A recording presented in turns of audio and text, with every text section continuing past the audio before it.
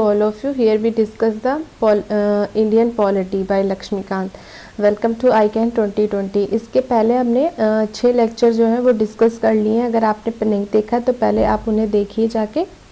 और हमने fundamental right तक डिस्कस कर लिया है कि मौलिक अधिकार हमारे यहाँ क्या क्या हैं, 12 से 35 आर्टिकल तक. आज हम देखेंगे आर्टिकल 36 से 51 जो कि राज्य के नीति निदेशक तत्व हैं, DPSP से रिलेटेड है. तो हम स्टार्ट करते हैं. DPSP यानी कि directive principle of state policy. ये क्या है? ये हमारे संविधान जब से बना है तब से ये शुरू से ही लागू है. सबसे पहले जो DPSP लागू करने वाला राष्ट्र था वो आयरलैंड था और हमने भी आयरलैंड से ही DPSP अपने संविधान में लिया है. और इनका क्या कार्य है? इनका कार्य है जन कल्याणकारी राज्य की स्थापना करना, यानी कि वेलफेयर स्टेट की स्थापना करना मेन एम है DPSP का. भारतीय संविधान के अनुच्छेद 36 से 51 तक DPSP शामिल किए गए हैं और भारतीय संविधान के भाग 3, 4 जो हैं वो दोनों को मिला के संविधान की आत्मा तथा चेतना कहते हैं. ठीक है, तो ये हमारा DPSP जो कहाँ से लिया गया है? आयरलैंड से लिया गया है. ठीक है, दूसरा देखते हैं. आर्टिकल 36 में राज्य की परिभाषा को बताई गई है कि राज्य की डिफिनीशन क्या है. और आर्टिकल 37 में ये बताया गया है कि जो नीति निदेशक तत्व है ये न्यायालय के द्वारा परिवर्तनीय नहीं है. आर्टिकल 38 में राज्य लोक कल्याण की अभिवृद्धि के लिए सामाजिक व्यवस्था बनाएगा, यानी कि लोक कल्याण के लिए जैसे आय, अवसर की समानता, ये सब अगर इक्वली नहीं है तो उनके लिए राज्य नियम बनाएगा. आर्टिकल 39 क्या कहता है? राज्य के द्वारा अनुसरणीय कुछ नीति के तत्व. आर्टिकल 39 में है राज्य के द्वारा अनुसरणीय कुछ नीतियां जैसे सामाजिक, आर्थिक न्याय से संबंधित, पुरुष व स्त्रियों की आजीविका में पर्याप्त साधनों का अधिकार. ठीक है, ये 39 है.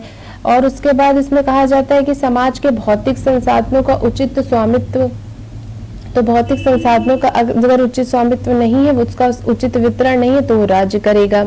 ये 39 में कहा गया. और क्या बोलते हैं? जैसे अर्थव्यवस्था में धन तथा उत्पादन के साधनों का अहितकर केंद्रीकरण का निषेध, पुरुष व स्त्रियों के लिए समान कार्य के लिए समान वेतन होता है ना. पुरुष और स्त्री अगर सेम काम कर रहे हैं तो समान कार्य के लिए उनको समान वेतन मिलना चाहिए, ये भी 39 में कहा जाता है. पुरुष व स्त्री श्रमिकों तथा बच्चों को मजबूरी में आयु या शक्ति की दृष्टि से प्रतिकूल रोजगार में जाने से बचाना. अगर वो किसी प्रतिकूल रोजगार में जा रहे हैं तो उससे भी उन्हें बचाना.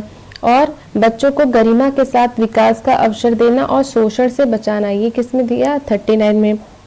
उसके बाद देखते 39A क्या है. 39A जो है समान अवसर के आधार पर न्याय देना व निःशुल्क विधिक सहायता, यानी कि फ्री लीगल एड के बारे में बात किया है. समान न्याय व फ्री लीगल एड, निःशुल्क विधिक सहायता 39A है. 39A को जोड़ा गया है 42वें संविधान संशोधन से. एक क्वेश्चन पूछा जाता है कि DPSP में 42वें संविधान संशोधन से क्या क्या जोड़ा गया है. तो 42वें संविधान संशोधन से हमने देखा एक 39A जोड़ा गया है और 3 है टोटल. आगे हम 2 और देखेंगे.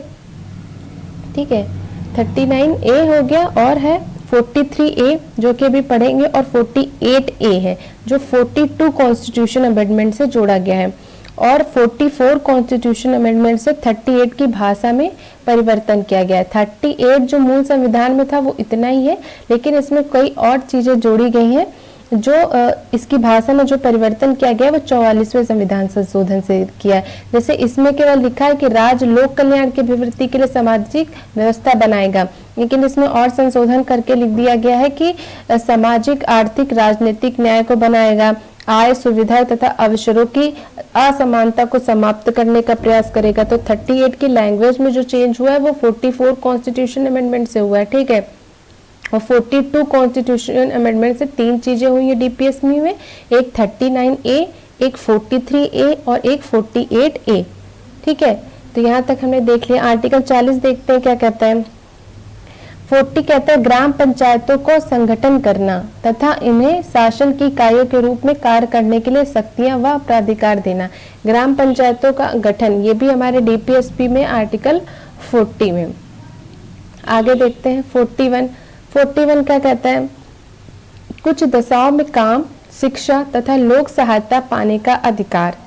ठीक है, आर्टिकल 42 क्या कहता है? काम की न्याय संगत और मनोवांछित दशाओं का प्रसूति सहायता का उपबंध, यानी कि जो मैटरनिटी हेल्प मिलती है उसका प्रावधान किया गया है। काम की न्याय संगत और मनोवोचित दशाओं का तथा प्रसूति सहायता का उपबंध जो है वो आर्टिकल 42 में है। 43 क्या है? 43 कह रहा है कि कर्मकारों के लिए निर्वाह मजदूरी, ठीक है, शिष्ट जीवन स्तर व अवकाश की व्यवस्था करना, कुटीर उद्योग को प्रोत्साहित करना, ये है 43 में। ठीक है, कर्मकारों के लिए निर्वाह मजदूरी किसमें? 43 में। 43A में क्या हमने देखा कि 43A जोड़ा गया है 44 कॉन्स्टिट्यूशन अमेंडमेंट करके, क्योंकि ओरिजिनल कॉन्स्टिट्यूशन में क्या था? आर्टिकल 43 था। आर्टिकल 43A जोड़ा गया है। 43A क्या कहता है? उद्योगों के प्रबंध में कर्मकारों का भाग लेना, ये है 43A। तो 43 में है उद्योगों के प्रबंध में कर्मकारों का भाग लेना। 44 क्या कहता है? 43A है और 43B भी है, इसमें लिखा नहीं है 43B। 43B भी इंपॉर्टेंट है, ठीक है। 43B क्या है? Cooperative society. कोऑपरेटिव सोसाइटी का जो कॉन्सेप्ट है वो हमारे संविधान में नहीं था, इसको हमने जोड़ा है। किससे जोड़ा है? 43B हमने कैसे जोड़ा है? 43B ये भी हमारा जो है 43B जो सहकारी समिति है वो हमारे 97 कॉन्स्टिट्यूशन अमेंडमेंट से जोड़ा गया था। ठीक है, 97 कॉन्स्टिट्यूशन अमेंडमेंट कब हुआ था? 2011 में हुआ था, जिससे 43B जोड़ा गया है और उसमें सहकारी समितियों के स्वैच्छिक गठन यानी कि वॉलंटियर फॉर्मेशन, उसके स्वायत्त प्रचालन यानी कि ऑटोनोमस फंक्शन, लोकतांत्रिक नियंत्रण यानी कि डेमोक्रेटिक कंट्रोल तथा पेशेवर प्रबंधन प्रोफेशनल मैनेजमेंट के लिए निर्देश दिए गए हैं। तो कोऑपरेटिव सोसाइटी भी हमारा जोड़ा गया है इसमें। 44 है वो हमारा क्या बोलते हैं जिसको बहुत ही फेमस है, यूनिफॉर्म सिविल कोड यानी कि समान नागरिक संहिता। नागरिकों के लिए जो समान नागरिक संहिता है वो आर्टिकल 44 में है। 45 में क्या है? शिशुओं की देखभाल तथा 6 वर्ष से कम आयु के बच्चों को शिक्षा देने का अधिकार आर्टिकल 45 में है।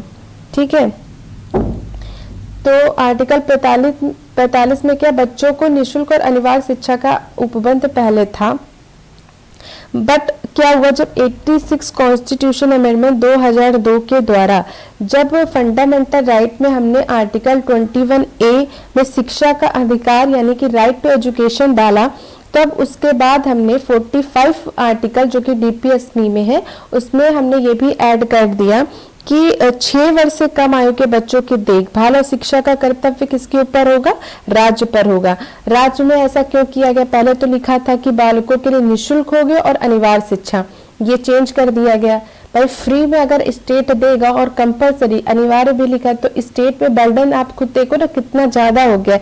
इसीलिए आर्टिकल 45 में क्या लिख दिया गया है कि 6 वर्ष से कम आयु के बच्चों के लिए जो कर्तव्य होगा वो राज्य का होगा। और ये वाली जो लाइन थी कि बच्चों को 6 वर्ष के बाद 6 से 14 वर्ष तक जो देना है वो मूल कर्तव्य में डाल दिया गया। मूल कर्तव्य में 6 वर्ष के बाद क्यों डाला गया? क्योंकि मूल कर्तव्य तो राज्य की जिम्मेदारी है नहीं, मूल कर्तव्य एक परिवार की या मूल कर्तव्य जैसे हमारा मूल कर्तव्य है, तो मूल कर्तव्य एक इंडिविजुअल के ऊपर होता है, इसमें राज्य की कोई रिस्पॉन्सिबिलिटी नहीं होती। इसलिए 6 वर्ष से कम वाले राज्य के उसमें डाल दिया और 6 वर्ष के बाद के मूल कर्तव्य में, जिसने इससे स्टेट ने अपने ऊपर का जो भार है वो कम कर दिया। और 45 में 86 कॉन्स्टिट्यूशन अमेंडमेंट 2002 से इसमें ये प्रावधान किया, जब राइट टू एजुकेशन को हमने 21A में डाला था फंडामेंटल राइट में, तभी ये चेंज हुआ था। ठीक है, अब देखते हैं 46 क्या कहता है। 46 है SC, ST और अन्य दुर्बल वर्गों की शिक्षा और अर्थ संबंधी हितों की अभिवृद्धि करना और हर तरह के शोषण व सामाजिक अन्याय से उनकी रक्षा करना। ठीक है, तो SC, ST और दुर्बल वर्ग की शिक्षा और अर्थ संबंधी हितों की अभिवृद्धि करना 46। 47 में क्या है कि न्यूट्रिशन लेवल जो भी होता है, पोषाहार स्तर और जीवन स्तर को ऊंचा करना, लोक स्वास्थ्य को सुधार करने का कर्तव्य राज्य का है। 48 क्या? कृषि और पशुपालन का संगठन। एक हमने पढ़ा था 40 में ग्राम पंचायतों का गठन, 48 में हमने पढ़ा कृषि और पशुपालन का गठन। तो ये हमारा आर्टिकल है 48। 48A में क्या कहता है? हमने 48A पहले बता दिया हमने कि 3 आर्टिकल 42वें संविधान संशोधन से जोड़े गए थे। कौन कौन से? जल्दी से बताइए। 48A तो अभी है, 43A, ठीक है, और 39A। 39A में क्या था, निशुल्क और विधिक सहायता देना, ठीक है। 43A में क्या था, 43A में था उद्योगों के प्रबंध में कर्मकारों के भाग लेने के लिए विधान बनाना। और 48A में क्या लिखा है ये यहाँ देख लेंगे, पर्यावरण के संरक्षण व संवर्धन तथा वन और वन जीवों की रक्षा करना। ये 48 में पर्यावरण का कंजर्वेशन करना। 49 क्या है, राष्ट्रीय महत्व के स्मारक और स्थानों व वस्तुओं का संरक्षण करना। तो जितने भी हमारे नेशनल इम्पोर्टेंस इंस्टीट्यूट हैं, जितने भी स्कल्पचर हैं, स्थान है, स्मारक है, उनको हमको संरक्षण करना है, ठीक है, उन्हें खराब होने नहीं देना। ये हमारा राज्य के नीति निर्देशक तत्व में ये 48A और ये 49, ये सारे बहुत इंपॉर्टेंट है। पर्यावरण वाला किसमें, 48A में। 49 में क्या, राष्ट्रीय महत्व के स्मारक के संरक्षण करना। आर्टिकल 50 में क्या कहता है कि राज्य की लोक सेवाओं में कार्यपालिका से न्यायपालिका के पृथककरण के लिए कदम उठाना। यानी कि कार्यपालिका से न्यायपालिका का पृथककरण, ये दोनों एकदम सेपरेट हैं। इसको कैसे याद रखेंगे, आर्टिकल 50 में देखो 100 को अगर डिवाइड करेंगे तो कितना आएगा, 50, यानी कि हाफ हाफ, यानी कि अलग अलग, यानी कि कार्यपालिका से न्यायपालिका का पृथककरण आर्टिकल एकदम हाफ है, आर्टिकल 50 है, ठीक है। 51 में क्या है, अंतरराष्ट्रीय शांति व सुरक्षा की अभिवृद्धि। तो ये है अंतरराष्ट्रीय शांति सुरक्षा की अभिवृद्धि का क्या मतलब है, जब राष्ट्रों के बीच न्याय संगत व सम्मानपूर्ण संबंध बनाना। अंतरराष्ट्रीय विवाद होते रहते ना, तो उसमें मध्यस्थता के निपटाने के लिए प्रोत्साहन देना, ज्यादा मत लड़ना, मिलिट्री वाला जो कंसेप्ट है वो लेके आना, मध्यस्थता के नाम से उसको सुलझा लेना, शांति बनाए रखने का प्रयास करना, ठीक है। तो ये हमारा 36 से 51 हो गया DPSP। तो ये यहाँ तक मोटा मोटा बात खत्म हो जाती है। तो क्या हमें आगे बढ़ जाना चाहिए, नहीं, यहाँ पे कुछ और चीजें अगर आप नोट्स बना रहे हैं तो उसमें लिख लीजिए कि इसके अलावा भी भाग 4 के अलावा भी कुछ ऐसे जगह पे आर्टिकल हैं हमारे संविधान में जो इस DPSP की तरह ही दिखाई पड़ते हैं। जैसे आर्टिकल 335 यानी कि आर्टिकल 335, ठीक है। जैसे आर्टिकल 335 यहाँ पे मैं लिख दे रहे हैं, आप लिख लो इसको, आर्टिकल 335 है, ठीक है, जिसमें कहा गया SC व ST के संघ या राज्य की सेवाओं व पदों की नियुक्तियों में इनके दावे का प्रशासन की दक्षता बनाए रखने की संगति के अनुसार ध्यान रखा जाएगा। मतलब ST और SC जो है उनको उनकी सेवाओं की नियुक्ति में राज्य उनकी दक्षता को ध्यान रखेगा कि उनका बराबरी की हिस्सेदारी है या नहीं है। उसके बाद है आर्टिकल 350A, ये भी DPSP की जैसे ही है। इसमें क्या है, भाषाई अल्पसंख्यक वर्ग के बालकों को, जो भाषाई अल्पसंख्यक हैं उन लोगों को प्राथमिक शिक्षा उनकी मातृभाषा में उपलब्ध कराने का राज्य का कर्तव्य होगा। तो राज्य का ही कर्तव्य होगा 350 से, यानी कि जैसे भाषाई अल्पसंख्यक है, कहीं पे मान लीजिए कन्नड़ वाले हैं और वो नॉर्थ इंडिया में आते हैं, तो नॉर्थ इंडिया में तो भाषाई अल्पसंख्यक हो गए, तो उनको उनकी मदर टंग में एजुकेशन प्रोवाइड करना किसका कर्तव्य है, राज्य का कर्तव्य है, ठीक है। उसके बाद एक आर्टिकल है 351। आर्टिकल 351 क्या कहता है, आर्टिकल 351 कहता है कि संघ का यह कर्तव्य है कि वह हिंदी भाषा का प्रचार बढ़ाए और उसका विकास करे। तो हिंदी का प्रसार और प्रचार बढ़ाना आर्टिकल 351 में है। तो राज्य के नीति निर्देशक तत्व तो आयरलैंड संविधान से लिए गए हैं, तो पता ही। तो ये 3 आर्टिकल 335 जो कि SC ST को देखना है हमें, 350 है जो मातृभाषा में देना है भाषाई अल्पसंख्यकों को, 351 जो हिंदी का प्रचार प्रसार करना है। तो हिंदी का प्रचार प्रसार और उसका विकास करना है। तो ये भी हमारे DPSP जैसे ही देखते हैं, तो यही बताया गया है इसमें, ठीक है।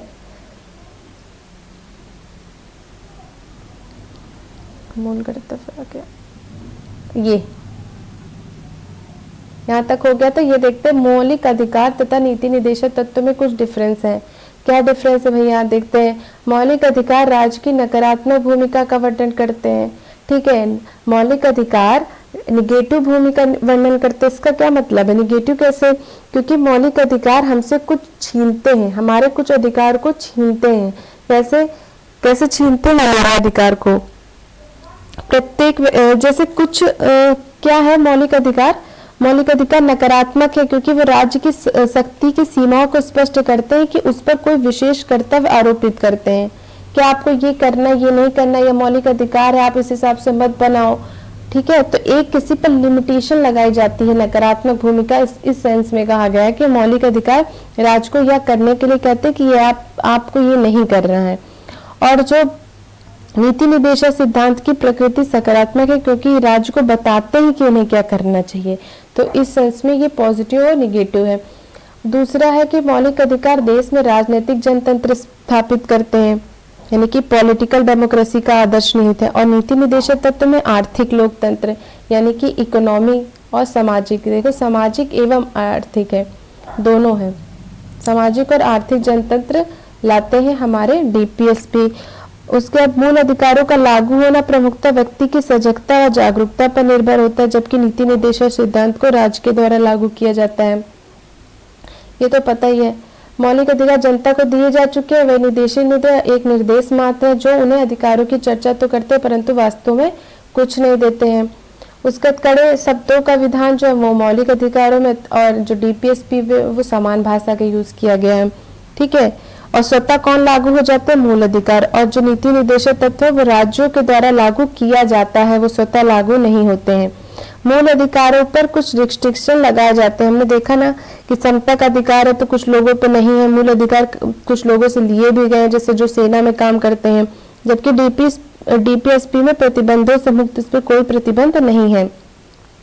प्रतिबंध समानता यही कि वे व्यक्ति मौलिक अधिकारों का उल्लंघन ना करें, यानी कि डीपीएसपी में प्रतिबंध एकमात्र ये कि मौलिक अधिकारों का उल्लंघन ना करें। अधिकांश मूल अधिकारों को लागू करने के लिए कानून बनाने की आवश्यकता नहीं है क्योंकि वो स्वतः लागू होते हैं, और नीति निर्देशक तत्वों को लागू करने के लिए कानून बनाने की आवश्यकता होती है और ये स्वतः लागू नहीं होते हैं। तो ये डिफरेंस है। ठीक है, इन अंतरों के बावजूद हमें ये नहीं भूलना चाहिए कि मूल अधिकार और डीपीएसपी तत्व वास्तव में एक ही व्यवस्था के अंग है तो एक ही सोर्स से निकलने हैं। मेन काम क्या है? एक वेलफेयर स्टेट की, एक अच्छे नागरिक का विकास करना। इन दोनों का लक्ष्य भी एक है। क्या लक्ष्य है? प्रत्येक व्यक्ति के व्यक्तित्व का सर्वांगीण विकास करना, वही ना, इंडिविजुअल का, और लोक कल्याणकारी राज्य की स्थापना करना। तो ये था हमारा मूल अधिकार और नीति निर्देशक तत्वों में अंतर। नेक्स्ट देखते हैं, अब हमारा बचा है मूल कर्तव्य। मूल कर्तव्य जो है हमारे भाग 4A में है। मूल कर्तव्य पहले से संविधान में नहीं थे, इन्हें संविधान के 42वें संविधान संशोधन 1976 के द्वारा जोड़ा गया है। ठीक है, स्वर्ण सिंह समिति की सिफारिश पर आंतरिक आपात की जरूरत एवं आवश्यकताओं को पूरा करने के लिए ये लाया गया था। ठीक है, उसके बाद हमारे संविधान में आर्टिकल 51A है इससे रिलेटेड। यहाँ पे हम लिख लेंगे आर्टिकल 51 तक तो हमारा डीपीएसपी था, लेकिन जो आर्टिकल हमारा 51A है, 51 तक हो गया था। ठीक है, तो 51A जो है वो हमारा मूल कर्तव्य है, ये कैपिटल A है। ठीक है, पॉलिटी में स्मॉल है, कैपिटल A का है महत्व। उसके बाद ये आर्टिकल 51A है। ठीक है, तो हम देखते हैं कि इसमें क्या है। इसके अनुसार भारत के प्रत्येक नागरिक का कर्तव्य होगा कि वह संविधान का पालन करे और उसके आदर्शों, संस्थाओं, राष्ट्रध्वज, राष्ट्रगान का आदर करे। ये ऐसा नहीं कि बस पढ़ लिया और हो गया, इसमें से कोई स्टेटमेंट दे देगा और ये पूछेगा कि क्या ये हमारे मूल कर्तव्य में है या नहीं। उस समय हमें याद नहीं रहता कि ये है कि नहीं, बस गोल गोल घूमता है दिमाग में, है नहीं है, ऐसा नहीं होना चाहिए। अच्छे से पता होना चाहिए मूल कर्तव्य क्या है। पहले 10 मूल कर्तव्य थे, उसके बाद 11वां मूल कर्तव्य हमारा 86 कॉन्स्टिट्यूशन अमेंडमेंट जो मैंने बताया कि वो 6 से 14 वर्ष के बच्चों की शिक्षा वाला इसमें डाल दिया गया था, और 6 वर्ष से कम वाले को डीपीएसपी में। ठीक है, तो अभी हमारे जो मूल कर्तव्य उनकी संख्या कितनी है? 11 है। दूसरा है, पहले तो राष्ट्रध्वज, राष्ट्रगान, इन सब का पालन करो। दूसरे में कहता है स्वतंत्रता के लिए हमारे राष्ट्रीय आंदोलन प्रेरित करने वाले उच्च आदर्शों का हृदय में संजोए रखें और उनका पालन करें, जो राष्ट्रीय आंदोलन से प्रेरित करने वाले हैं। भारत की प्रभुता, एकता व अखंडता की रक्षा करें, देश की रक्षा करें, आह्वान किए जाने पर राष्ट्र की सेवा करें। उसके बाद कह रहे हैं कि भारत के सभी लोग समरसता और सम्मान एवं भ्रातृत्व की भावना का निर्माण करें, जो धर्म, भाषा और प्रदेश या वर्ग के भेदभाव पर आधारित न हो। उन सभी प्रथाओं का त्याग करें जो महिलाओं के सम्मान का विरुद्ध हो। ये देखो मूल कर्तव्य में दिए गए। हमारी सामाजिक संस्कृति की गौरवशाली परंपरा का महत्व समझे और उसका परिरक्षण करें। प्राकृतिक पर्यावरण जिसके अंतर्गत वन, झील, नदी, वन्य प्राणी आदि आते हैं की रक्षा व संवर्धन करें और प्राणी मात्र के प्रति दया भाव रखें। तो ये बताओ कि पर्यावरण वाला जो पॉइंट है ये हमारे यहाँ दोनों में दिया गया है। एक ऐसा यही पॉइंट है जो हमारे डीपीएसपी में भी देखने को मिलेगा और फंडामेंटल ड्यूटी में भी मिलेगा, प्राकृतिक पर्यावरण की रक्षा करना। उसमें पर्यावरण हमने देखा था कि कौन सा आर्टिकल में था, 48A में था। ठीक है, 48A में था पर्यावरण का, और इसमें हमारे मूल कर्तव्य में भी है। नेक्स्ट देखते हैं, वैज्ञानिक दृष्टिकोण मानवतावाद पर ज्ञान अर्जन तथा सुधार की भावना का विकास करें। ठीक है, जो साइंटिस्ट दृष्टिकोण है उनका भी हमें उसकी भावना का भी विकास करना है। सार्वजनिक संपत्ति को सुरक्षित करें व हिंसा से दूर रहें। तो ये हमारे हो गए मूल कर्तव्य। ठीक है, उसके बाद जो 11वां मूल कर्तव्य जोड़ा गया था उसमें था कि 6 से 14 वर्ष की आयु के बच्चों के लिए माता पिता या संरक्षक जो भी जिनकी देखरेख में पले होंगे स्वयं पर आश्रित बच्चों को शिक्षा प्राप्त करने का अवसर प्रदान करें। और मूल कर्तव्य में ये भी है कि ये न्यायालय के द्वारा प्रवर्तनीय नहीं है। ठीक है, तो ये हमारे 11 मूल कर्तव्य हो गए। और मूल कर्तव्य जो है वो हम प्रवर्तनीय नहीं है का क्या मतलब है, मतलब इसके लागू अगर नहीं होते तो इसके लिए भी न्यायालय नहीं जा सकते, इसका कुछ होता है वायलेशन तो न्यायालय हम नहीं जा सकते। ठीक है, तो ये हमारा था मूल कर्तव्य, ये डीपीएसपी का था जो यहाँ पे लिख दिया है। ये यहाँ लिखा है, व्यक्तिगत और सामूहिक गतिविधियों के सभी क्षेत्रों सतत उत्कर्ष की ओर बढ़ने का प्रयास करें जिससे राष्ट्र प्रगति करते हुए प्रयत्न करे और उपलब्धि की नई ऊंचाइयों को छू ले। तो ये स्टेटमेंट थोड़ा इतना बड़ा सा है, लेकिन ये अगर स्टेटमेंट दे के क्वेश्चन पूछे कि क्या सतत उत्कर्ष की ओर बढ़ने का प्रयास राष्ट्र की प्रगति का करने हेतु प्रयत्न और उपलब्धि की नई ऊंचाई को छूना, क्या ये है क्या मूल कर्तव्य में? तो हाँ है, ये लिखा है, देख लीजिए। और यदि माता पिता संरक्षक है तो 6 से 14 वर्ष के बच्चों, ये लास्ट में 11वां मूल कर्तव्य हमारा यही है, ये जोड़ा गया था। ठीक, तो इसके बाद ये हमारा पूरा खत्म हो गया। आज हमने पढ़ लिया 2, एक हमने पढ़ा डीपीएसपी और एक पढ़ लिया हमने फंडामेंटल ड्यूटी। इसके बाद हम क्या पढ़ेंगे? इसके बाद हम पढ़ेंगे पार्ट 5। पार्ट 5 में क्या है? पार्ट 5 में संघ के बारे में कहा गया है और पार्ट 6 में राज्य के बारे में। तो पार्ट जो 5 है हमारा, वो हमारा बहुत बड़ा है, आराम से पढ़ेंगे। संघ द यूनियन के बारे में, जिसमें क्या क्या है थोड़ा सा बता देते हैं इंट्रो। जैसे उसमें एग्जीक्यूटिव कैसे काम करती है, हमारी पार्लियामेंट कैसे काम करती है, ठीक है, हमारे प्रेसिडेंट का इलेक्शन कैसे होता है, यूनियन जुडिशरी कैसे वर्क करती है, सीएजी क्या है हमारे यहाँ, ये सारी चीज़ें हमारा पार्ट 5 में यानी कि द यूनियन में 51 तक देख लिया ना, 51 और 51A हो गया। तो पार्ट जो 5 है 5 वो कहाँ से है? 52 से 151 यानी कि 52 से 151, जिसको हम नेक्स्ट लेक्चर में देखेंगे कि पार्लियामेंट्री जुडिशरी ये सारी कैसे व्यक्त करती है, राष्ट्रपति का इलेक्शन और बहुत सारी चीज़ें, सीएजी के बारे में जो कि चर्चा में रहता है। और अभी जो है सीएजी जो जम्मू कश्मीर में सीएजी वो चेंज हुआ है, जो भी है सिनेरियो वो हम नेक्स्ट लेक्चर में देखेंगे। So thank you for listening and joining, and please do like and subscribe. Thank you so much.